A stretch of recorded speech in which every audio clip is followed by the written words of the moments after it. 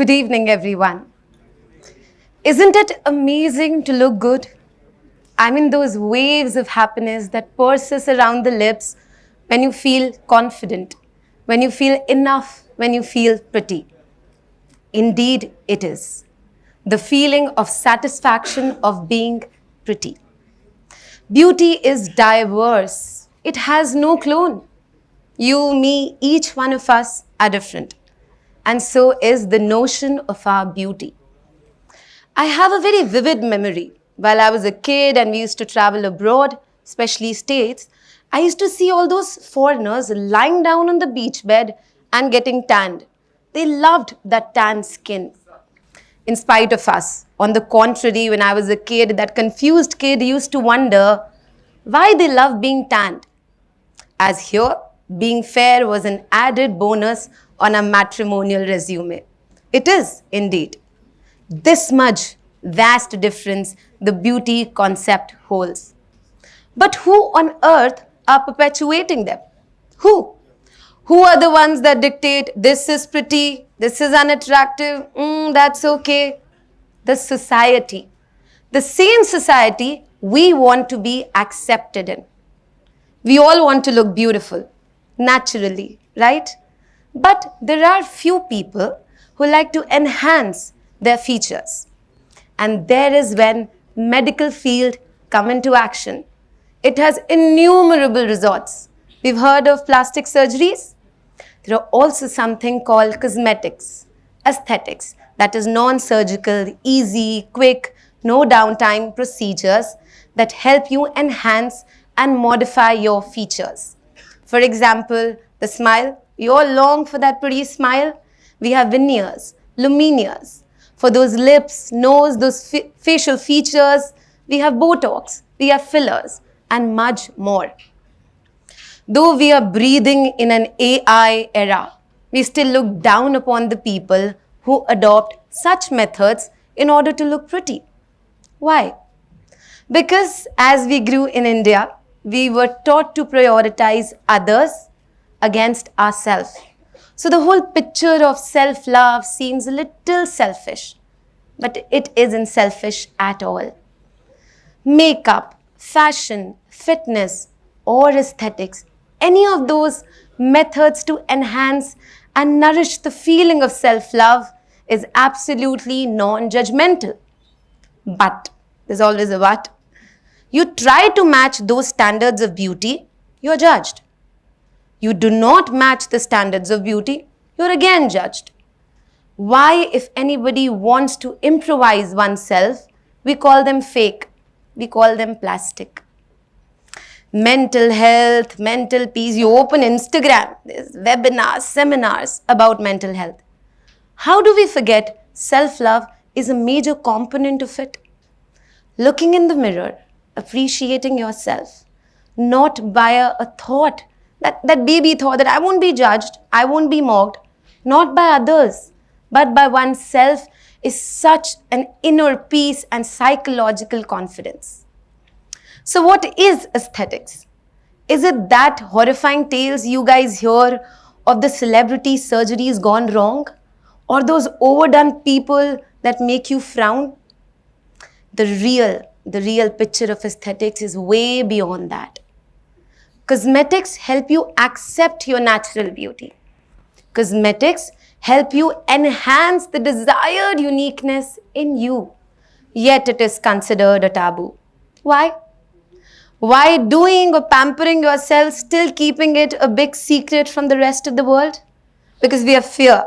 We fear we won't be accepted, maybe not even accepted by own self-community. I want to make my opinion on that. Aesthetics, cosmetics, all this is spoken less very openly in the media, even the social media. Well, what I can urge myself is to the medical professionals, they come out.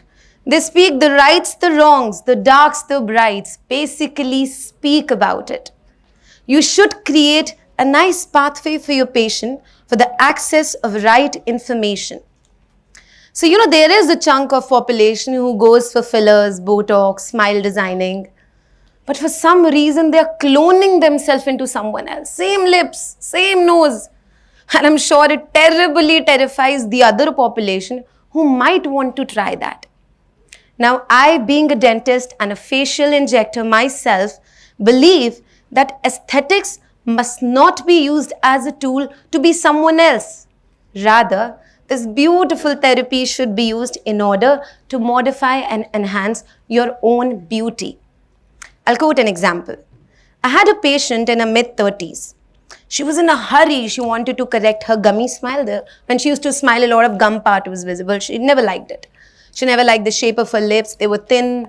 Also wanted to improve her smile. But she was in a big hurry. While the consultations and probing happened, unfortunately, I love probing. So I kept asking, why such a hurry? Why are you not being so patient? She said that she's faced quite a few rejections in the marriage proposals. And even the father is against of she doing such treatments. The father had his reasons. As we all, he felt this is shallow, this is plastic, superficial, why to do it? But one fine day, that girl decided, came with her mother and said, I want to go ahead. We corrected the smile, we corrected the lips, and there she was. She legit had tears of ecstasy. She was elated. She said this is what she was longing since a long time ago. And then when the father saw the girl, even he got emotional. He actually realized that it was not those rejections that lowered his daughter's confidence. Rather, it was him.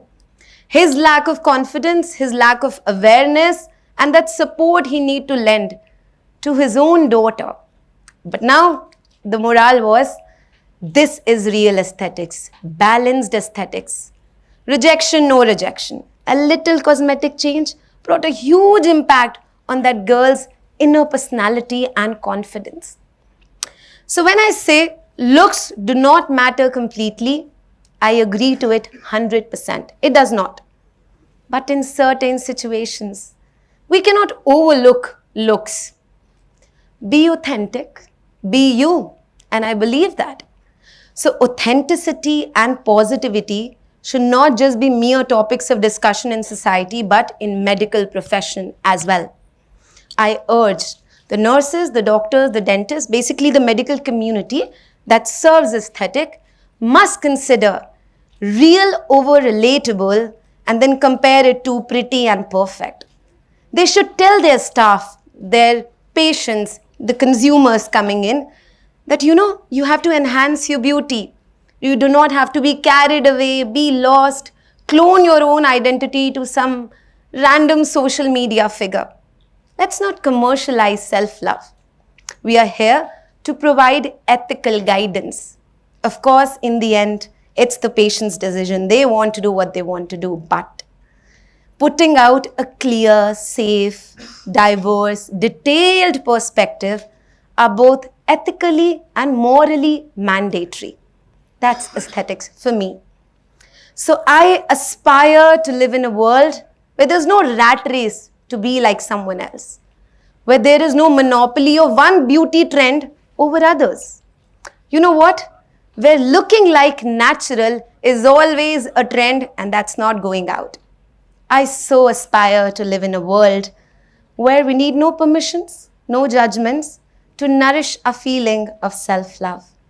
So in the end, I challenge each one of you, if you remember something what I spoke today, just go back, look in the mirror, appreciate your flaws. And if you think you want to change, tweak out something, enhance little, read about it, be aware about it. If you want to do, go ahead. And if you don't, trust me, we all are beautiful. Thank you.